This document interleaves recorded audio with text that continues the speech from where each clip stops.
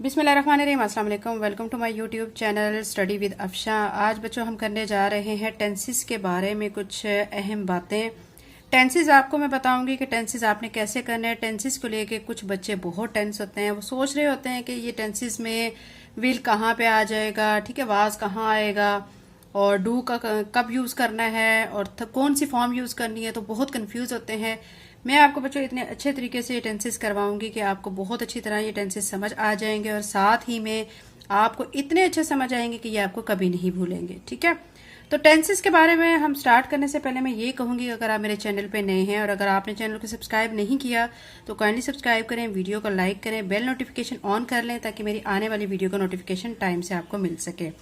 इसके अलावा बच्चों मेरा चैनल है, ठीक है, मैथ्स विद अफशा, ठीक है, उस पर मैं क्लास 6, 7, 8, 9, 10, ठीक है, इन तमाम क्लासेस का सिलेबस जो है वो अपलोड करती हूँ और 4, 5 क्लासेस का भी काउंटडाउन 3rd एडिशन का सिलेबस मैं अपलोड कर रही हूँ। ठीक है, आप उसको भी सब्सक्राइब कर लें ताकि आप लोग मैथ्स के अलावा बाकी इंग्लिश और तमाम सब्जेक्ट भी सीख सकें। ये जो मेरा चैनल है इस पे मैं बच्चों आप लोगों को साइंस, ठीक है, फिजिक्स, बायो, केमिस्ट्री और तमाम जो है स्टडी के बारे में यहाँ पे मैं वीडियोस अपलोड करूंगी। आप इस चैनल से भी फायदा उठा सकते हैं और आप मैथ्स विद अफशा से भी फायदा उठा सकते हैं। तो आप दोनों चैनल को सब्सक्राइब करें और अच्छी सी स्टडी करें। तो हम टेंसेस करेंगे। टेंसेस में बच्चों आपको पता होना चाहिए कि टेंसेस की टाइप्स 3 हैं। ठीक है, कौन कौन सी टाइप्स हैं? Present, past and future. Present किसको कहा जाता है? हाल को कहा जाता है। पास्ट क्या होता है? माजी होता है। और फ्यूचर हमारा क्या होता है? मुस्तकबिल के बारे में बात की जाती है। ठीक है, अभी जो प्रेजेंट है अब उसमें देखें बच्चों कि उसमें मजीद से उसकी जो कैटेगरीज हैं 4 हैं। ठीक है, इसी तरह पास्ट की भी 4 कैटेगरीज हैं। ठीक है, और फिर नेक्स्ट जो है हमारा फ्यूचर, उसकी भी 4 कैटेगरीज हैं। ठीक है, यानी टोटल 3 टेंसेज है, हर टेंस के आगे से 4 कैटेगरीज हैं। अब जो हम प्रेजेंट के बारे में बात करेंगे, सबसे पहले प्रेजेंट टेंस स्टार्ट करेंगे। तो प्रेजेंट टेंस की जो 4 टाइप्स हैं उसमें सबसे पहले प्रेजेंट इंडेफिनिट, ठीक है, जिसे सिंपल भी कहा जाता है, सिंपल प्रेजेंट। उसके बाद दूसरी इसकी टाइप है प्रेजेंट कंटिन्यूस, तीसरी टाइप है प्रेजेंट परफेक्ट और जो इसकी 4th टाइप है वो है प्रेजेंट परफेक्ट कंटिन्यूस टेंस। ठीक है, तो सारे टेंसेस के बारे में डेली पढ़ेंगे हम। आज की वीडियो में प्रेजेंट इंडेफिनिट टेंस के बारे में पढ़ेंगे, जिसे सिंपल टेंस भी, सिंपल प्रेजेंट टेंस भी कहा जाता है। अब आपको कैसे पता चलेगा कि ये टेंस प्रेजेंट इंडेफिनिट है? ठीक है, उसके बारे में मैं आपको उसकी निशानी बता देती हूँ, उसकी पहचान बता देती हूँ कि उसकी पहचान क्या है। उसके फिक्रों के आखिर में ता है, ठीक है, ती है, ते है, वगैरह आता है। ठीक है, ये इसकी क्या है? आइडेंटिफिकेशन हो गई है, ये इसकी पहचान हो गई है। अब इसमें बच्चों फॉर्म आप देखें कौन सी यूज होगी? फॉर्म, ठीक है, जो फॉर्म यूज होगी, फर्स्ट फॉर्म यूज होगी। मैं इंपॉर्टेंट जो पॉइंट्स है वो आपके सामने शो कर रही हूँ।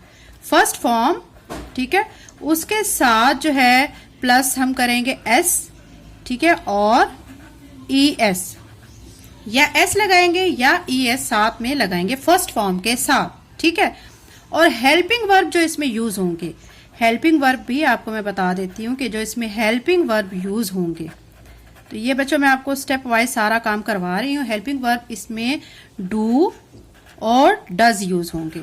अब आप सोच रहे होंगे कि डू कहाँ पे यूज होगा और डज कहाँ पे यूज होगा। ठीक है, तो जो ही, शी, इट, ठीक है, इनके साथ आपने लगाना है डज। ठीक है, डज लगाना है। फिर क्या क्या रह गए हैं? आई, वी, यू, दे, इनके साथ आपने क्या लगा देना है? ठीक है, इनके साथ आप लगा देंगे डू। ठीक है, ये चीज क्लियर हो गई आपको? अब हम सवाल ये करते हैं कि हमने जो यूज करना है डज को और डू को, तो क्या फॉर्म हमारी जो फर्स्ट फॉर्म है उसके साथ जो एस या ई एस होगा वो रहेगा या नहीं रहेगा? तो बिल्कुल बच्चों, जब हमने क्वेश्चन में जब हम उसको सॉल्व कर रहे हैं उसमें डू और डज का जब यूज होगा, यानी उसको हम नेगेटिव बनाएंगे या इंटरोगेटिव बनाएंगे, मनफी फिक्रा बनाते हुए और सवालिया फिक्रा बनाते हुए, तो जो फर्स्ट फॉर्म है सिर्फ वो रहेगी, उसके साथ जो एक्स्ट्रा एस या ई एस है वो क्या हो जाएगा? कैंसिल हो जाएगा, वो नहीं लगेगा। ठीक है, ये चीजें मैंने आपको बता दी है। मैं सिंपल अब आपको एक टेंस फिक्रा लिख के देती हूँ जिसको आपने ट्रांसलेट करना है इनटू इंग्लिश। अब यहाँ पे मैं लिख के दे रही हूँ अली स्कूल जाता है। ठीक है, अब देखें जो हमारा सब्जेक्ट है। ठीक है, अब सबसे पहले हम ये लिखेंगे अली जाता है, वर्ब है। ठीक है, अब ये जाना जो है वर्ब जो है इसकी फर्स्ट फॉर्म हमने लगा के इसके साथ एस या ई एस लगाना है। फर्स्ट फॉर्म क्या होगी? गो। गो के साथ हम क्या लिखेंगे? E S. Ali goes to school. ठीक है, ऐसे आप लिखेंगे। अब आपको मैं ये सिंपल था। ठीक है, इसके बाद मैं आपको देती हूं मनफी जुमला। तो यानी अली स्कूल नहीं जाता है। ठीक है, अब सवाल आ रहा है कि इसमें नहीं का वर्ड यूज हो रहा है, तो क्या फिर एस या ई एस आएगा? तो मैं आपको बताती हूं। अली डज लिखेंगे क्योंकि मैंने आपको कहा था ही शी इट के साथ हमने डज लगाना है। ठीक है, तो अली जो है वो भी आप ही की कैटेगरी में आ रहा है, तो अली डज, क्योंकि नहीं है तो नहीं लगाएंगे, उसके लिए हम नॉट का वर्ड यूज करेंगे। अली डज नॉट गो। अब ई एस जो इसके साथ था वो खत्म हो जाएगा, गो टू स्कूल। ठीक है, Ali does not go to school. अब सवाल होता है कि अगर हम किसी भी फिक्रे को सवालिया बनाते हैं तो उस सूरत में क्या चेंजिंग आती है? उस सूरत में देखें, मैं अब ये लिख रही हूं, क्या अली स्कूल जाता है? तो अब आप इसको कैसे कन्वर्ट करेंगे? ठीक है, क्या क्या के लिए जो आप क्या करेंगे, जो हमारा हेल्पिंग वर्ब है ना, डू और डज, उसको हम स्टार्ट में ले आएंगे। ठीक है, क्या अली स्कूल जाता है? तो अली है, इसलिए के लिए हम डज का यूज करेंगे। Does Ali go to school. ठीक है, ये आपका सेंटेंस कंप्लीट हो गया है। ठीक है, अब आप एक दफा और अच्छी तरह से इसको समझ लें। प्रेजेंट इंडेफिनिट टेंस जो है उसकी पहचान क्या है? उसकी पहचान ये है कि उसके फिक्रों के आखिर में ता है, ती है, ते है वगैरह आता है। ठीक है, फिर उसमें फर्स्ट फॉर्म यूज करते हैं, उसके साथ एस या ई एस लगाते हैं। अब हेल्पिंग वर्ब कौन कौन से यूज होते हैं? डू और डस। ही शी इट के साथ हम डस लगाते हैं। आई वी यू दे के साथ हम कौन सा वर्ब यूज करेंगे? हेल्पिंग वर्ब डू यूज करेंगे। एग्जाम्पल में मैंने आपको अली स्कूल जाता है ये करवाई है। इसको हम जब ट्रांसलेट इनटू इंग्लिश करेंगे तो Ali goes to school. Ali school नहीं जाता है। Ali does not go to school. क्या अली स्कूल जाता है? Does Ali go to school. Tenses बच्चों ऐसी चीज है जो कि सभी बच्चों को आने चाहिए, बच्चों के अलावा बड़ों को भी आने चाहिए, क्योंकि इंग्लिश तो वैसे ही जो है ऑल ओवर द वर्ल्ड बोली जाने वाली लैंग्वेज है। तो इसलिए आप बच्चों के साथ साथ बड़ों को भी टेंसेस सीखने चाहिए ताकि वो भी इजीली इंग्लिश के बारे में सब कुछ समझ सकें, कैसे बोलना है, कहाँ बोलना है, क्या वर्ड यूज करने हैं, कैसे सेंटेंस कंप्लीट करना है, उनको सबको ये आना चाहिए। और वो कैसे आता है?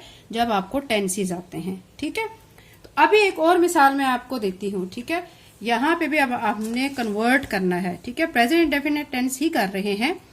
ठीक है, अब मैं लिखती हूँ सारा सच बोलती है। ठीक है, तो अब इसको हम कन्वर्ट करेंगे। सारा सच बोलती है, सबसे पहले हम लिखेंगे सारा। ठीक है, बोलना, बोलने की इंग्लिश क्या होती है? स्पीक। ठीक है, और अब हम उसके साथ क्या लिखेंगे? सारा स्पीक्स ट्रुथ। सारा सच बोलती है। अब मैं लिख रही हूं सारा सच नहीं बोलती है। ठीक है, अब इसको आप कैसे कन्वर्ट करेंगे? आप सिंपल सी बात है, आप क्या लिख देंगे? सारा डज नॉट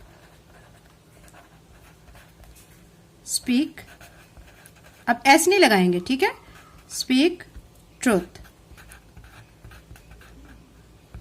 ठीक है, अब मैं लिख रही हूं क्या सारा सच बोलती है? क्या सारा सच बोलती है? तो अब आप क्या करेंगे? डज सारा स्पीक ट्रुथ। ठीक है, तो ये बच्चों मैंने आपको प्रेजेंट डेफिनेट टेंस के बारे में आज आइडिया दिया है, आपको करवाया है। आपने क्या करना है कि इससे रिलेटेड कुछ जो है एग्जाम्पल्स खुद से घर पे ट्राई करनी है। खुद आपने अपने एनवायरनमेंट को देखना है, ठीक है, इर्द गिर्द क्या हो रहा है उनको सोचना है और उनको खुद से आपने इंग्लिश में उनको कन्वर्ट करना है सेंटेंसेस को। ठीक है, होम असाइनमेंट के लिए मैं कुछ आपको सेंटेंसेस यहाँ पे लिख के दे रही हूँ जो कि आपने सॉल्व करने हैं और इनको कन्वर्ट करके इंग्लिश में आप मुझे कमेंट में भी बता सकते हैं कि ये इसकी इंग्लिश है। ठीक है, और आप वीडियो को लाइक करके भी शो कर सकते हैं कि आपको कितना लेक्चर समझ आया है। डेली हम जो है टेंसेस करेंगे, ठीक है, और 12 डेज में हमारे ये टेंसेस कंप्लीट हो जाएंगे। ठीक, अब बच्चों मैं आपको कुछ होमवर्क दे रही हूँ जो कि आपने घर पे बैठ के, ठीक है, ये सेंटेंसेस कुछ मैं दे रही हूँ जिनको आपने ट्रांसलेट करना है। ठीक है, और मुझे कमेंट करके बताना है कि इसकी जो ट्रांसलेशन है वो आपने कैसे की है, क्या इसकी ट्रांसलेशन है। ठीक है, असलम अपना काम वक्त पर खत्म करता है, एक ये सेंटेंस है। ठीक है, इसको आपने इंग्लिश में ट्रांसलेट करना है। आयशा शाम को पार्क जाती है, अम्मी अच्छा खाना बनाती हैं, ताहा दोपहर को कंप्यूटर गेम खेलता है, माहीन वक्त पर नमाज पढ़ती है। ये बच्चों कुछ मैंने सेंटेंसेस दिए हैं जिसको आपने इनको ट्रांसलेट करना है इंग्लिश में और आपने मुझे कमेंट में बताना है। अगर आप मेरे चैनल पे नए हैं और अगर आपने चैनल को सब्सक्राइब नहीं किया तो काइंडली सब्सक्राइब करें, वीडियो को लाइक करें, बेल नोटिफिकेशन ऑन कर लें ताकि मेरे आने वाली वीडियो का नोटिफिकेशन आपको टाइम से मिल सके। थैंक यू एंड अल्लाह हाफिज़।